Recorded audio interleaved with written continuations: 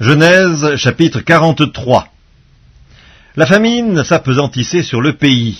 Quand ils eurent fini de manger le blé qu'ils avaient apporté d'Égypte, Jacob dit à ses fils, « Retournez, achetez-nous un peu de vivres. » Juda lui répondit, « Cet homme nous a fait cette déclaration formelle, vous ne verrez pas ma face, à moins que votre frère ne soit avec vous.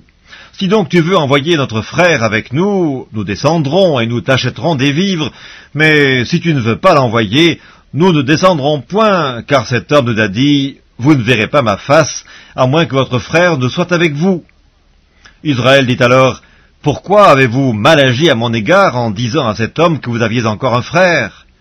Ils répondirent, « Cet homme nous a interrogés sur nous et sur notre famille en disant, « Votre père vit-il encore? Avez-vous un frère ?»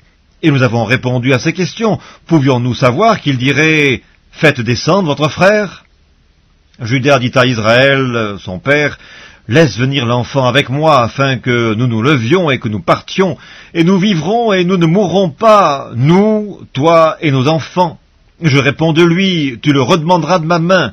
Si je ne le ramène pas auprès de toi, et si je ne le remets pas devant ta face, je serai pour toujours coupable envers toi.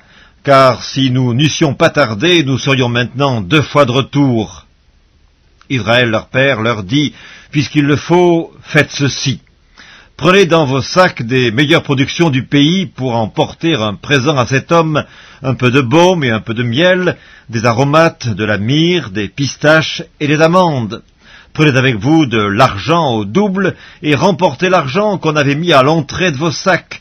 Peut-être était-ce une erreur. Prenez votre frère et levez-vous, retournez vers cet homme.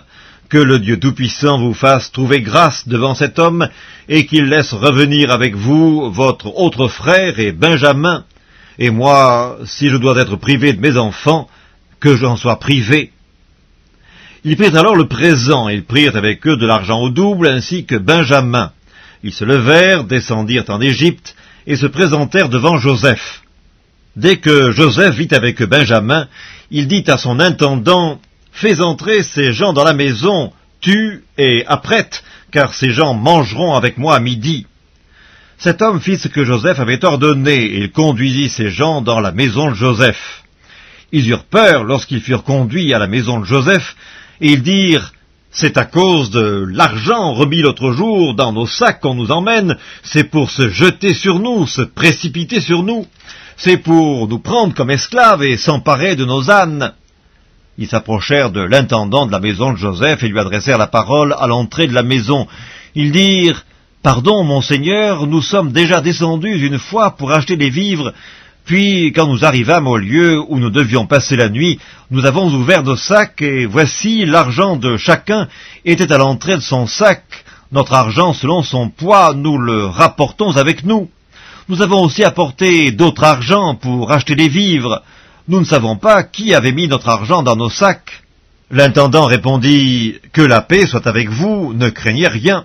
C'est votre Dieu, le Dieu de votre père, qui vous a donné un trésor dans vos sacs. Votre argent m'est bien parvenu. » Et il leur amena Siméon. Cet homme les fit entrer dans la maison de Joseph. Il leur donna de l'eau, ils se lavèrent les pieds. Il donna aussi du fourrage à leurs ânes. Ils préparèrent leurs présents en attendant que Joseph vînt à midi, car on les avait informés qu'ils mangeraient chez lui. Quand Joseph fut arrivé à la maison, ils lui offrirent le présent qu'ils avaient apporté, et ils se prosternèrent en terre devant lui. Il leur demanda comment il se portait, et il dit, « Votre vieux père dont vous avez parlé, est-il en bonne santé? Vit-il encore ?» Ils répondirent, « Ton serviteur, notre père, est en bonne santé, il vit encore. » Et ils s'inclinèrent et se prosternèrent. Joseph leva les yeux et, jetant un regard sur Benjamin, son frère, fils de sa mère, il dit, « Est-ce là votre jeune frère dont vous m'avez parlé ?» Et il ajouta, « Dieu te fasse miséricorde, mon fils. » Ses entrailles étaient émues pour son frère, et il avait besoin de pleurer. Il entra précipitamment dans une chambre, et il y pleura. Après s'être lavé le visage, il en sortit, et faisant des efforts pour se contenir, il dit, « Servez à manger. » On servit Joseph à part, et ses frères à part. Les Égyptiens qui mangeaient avec lui furent aussi servis à part, car les Égyptiens ne pouvaient pas manger avec les Hébreux, parce que c'est à leurs yeux une abomination. Les frères de Joseph s'assirent en sa présence, le premier-né selon son droit d'aînesse, et le plus jeune selon son âge. Et ils se regardaient les uns les autres avec étonnement. Joseph leur fit porter des mets qui étaient devant lui, et Benjamin en eut 5 fois plus que les autres. Ils burent et s'égayèrent avec lui.